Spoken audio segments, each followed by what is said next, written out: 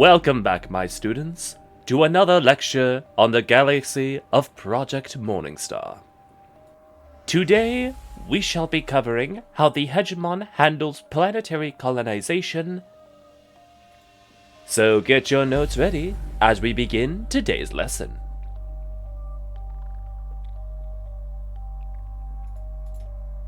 The hegemonic policy of planetary expansion and colonization can be summarized into one single word: expand. The hegemon must expand. For the core tenets of the manual and the necessities of the market both rely on the constant influx of new resources and new products. No limits will be tolerated, no shortages accepted. For where those take place, stagnation can only follow. And where there is stagnation, there must certainly be death and destruction, as shareholders cannibalize their stakes and move on to other prospects. And nothing embodies this desperation more clearly than the hegemon. For as charted exploration and planetary discovery have turned into a major industry, the necessity for new ships, new settler populations, and new technologies has become ever present to ensure growth. Participation in such practices can be found in every macro core in the hegemon. And as a result, the number of mercenary prospectors almost matches the security armadas of the Directorate. Though such practices have become rare in the central exocore systems, as most planetoids and potential real estate in these sectors have already been surveyed and, if not developed, claimed by one nation or corporate entity or another.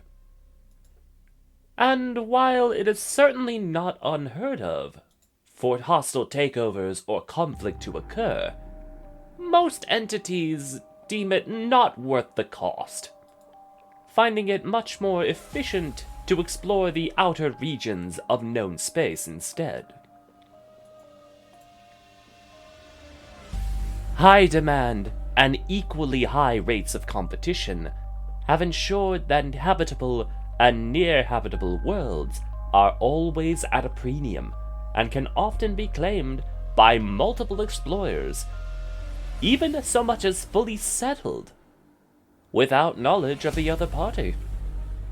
This might come as a surprise to the inexperienced, for it is often a misconception that an entire biome can be fully understood even with the advanced sensory technologies of the age. When the truth is, even after generations, planets will remain only partially inhabited.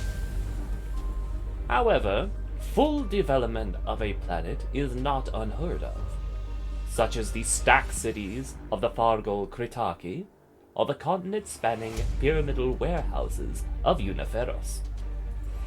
Though such projects require extreme investment, often from multiple nations and macrocore entities.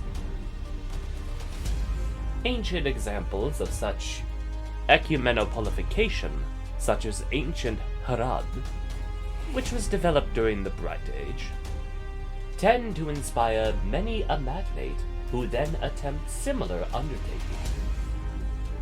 As a result, known space is dotted with many such attempts, though with exceptionally few successes. Naturally, it should come as no surprise then that the cheapest method of colonial progress is on generation ships. Colonists in suspended animation who are packed into a freightliner with necessary resources then launched to a new colony. A mix of contracted, volunteer, and indentured.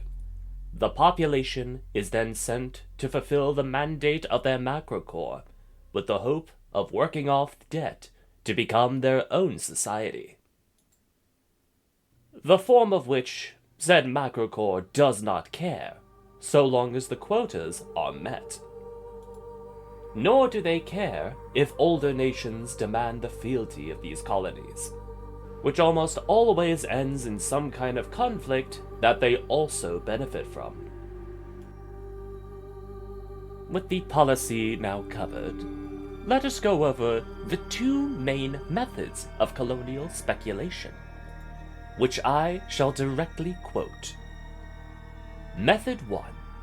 The lease of worlds.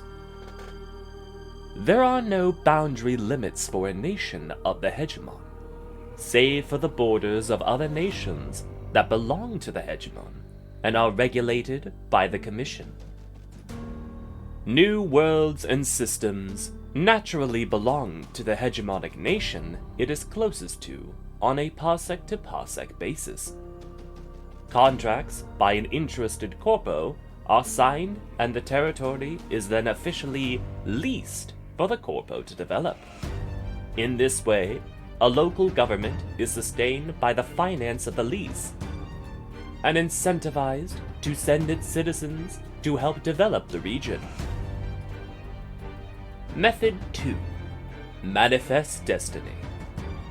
Macrocore will sometimes take it upon themselves to send out their own colonial initiatives. These are not necessarily new territories, but regions of existing worlds or territories.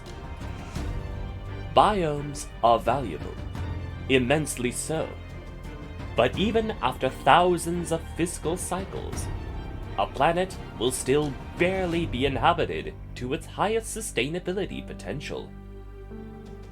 Development of such regions involves entire company towns and cities where the whole economy is created by a single corporate entity, macrocore or otherwise.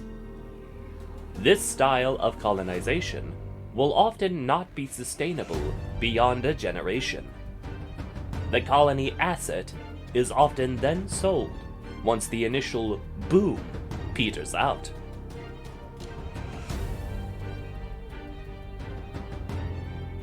And that concludes our lesson for this week. To those of you who have stayed this far, thank you so much for watching. When we return to the Morningstar, we shall cover hegemonic planetary classifications. So do ready your notes for that. Once again, thank you so much for watching, and I hope to see you next time.